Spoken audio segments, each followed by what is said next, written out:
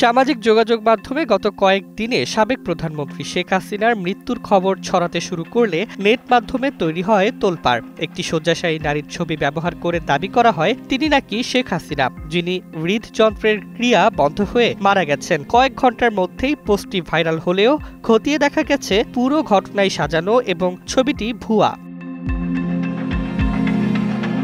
Fact watch সহ একাধিক fact checking প্ল্যাটফর্মের অনুসন্ধানে উঠে এসেছে ছবিটি শেখ হাসিনার নয়, বরং ভারতের ৮২ বছর বয়সী রাজ পাশরিচা নামের এক নারীর। দিল্লি বিমানবন্দরে হুইল চেয়ার না পাওয়ায় দীর্ঘক্ষণ হাঁটতে বাধ্য হয়ে অসুস্থ হয়ে পড়েন তিনি এবং পরবর্তীতে হাসপাতালে ভর্তি হন। ফার্স্ট পোস্ট সহ ভারতের প্রধান ধারার গণমাধ্যমে ঘটনাটি প্রকাশিত হয়েছিল চলতি বছরের মার্চে। সেই ছবি পরে সম্পাদনা করে শেখ হাসিনার মুখ বসিয়ে প্রচার করা হয়।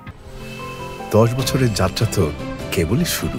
একসাথে গ্রো করার এই জার্নি চলুক আগামীতেও। পাঠাও 10 years of growing with you। গণমাধ্যম বিশেষজ্ঞরা বলেন এটি পরিকল্পিত ডিজিটাল প্রোপাগান্ডা, যেখানে উদ্দেশ্য তথ্য নয় বরং বিভ্রান্তি উদ্রেক করা। রাজনৈতিক উত্তেজনা ও নেট দুনিয়ার ট্রাফিক বাড়ানোই ছিল মূল লক্ষ্য। সরকারি সংস্থাগুলো নিশ্চিত করেছে শেখ হাসিনার মৃত্যুর খবরটি মিথ্যা আর ছবিটিও বিকৃত।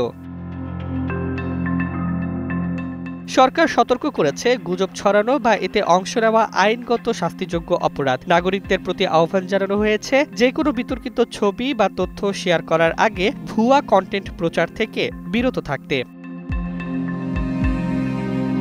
সবশেষে বলা যায় যে ছবি ঘিরে এত হইচই সেটি বাস্তবে বাংলাদেশের নয়, ভারতের একজন বয়োজ্যেষ্ঠ নারীর। আর শেখ হাসিনার মৃত্যু সম্পর্কে ছড়ানো খবর পুরোটাই ভিত্তিহীন গুজব।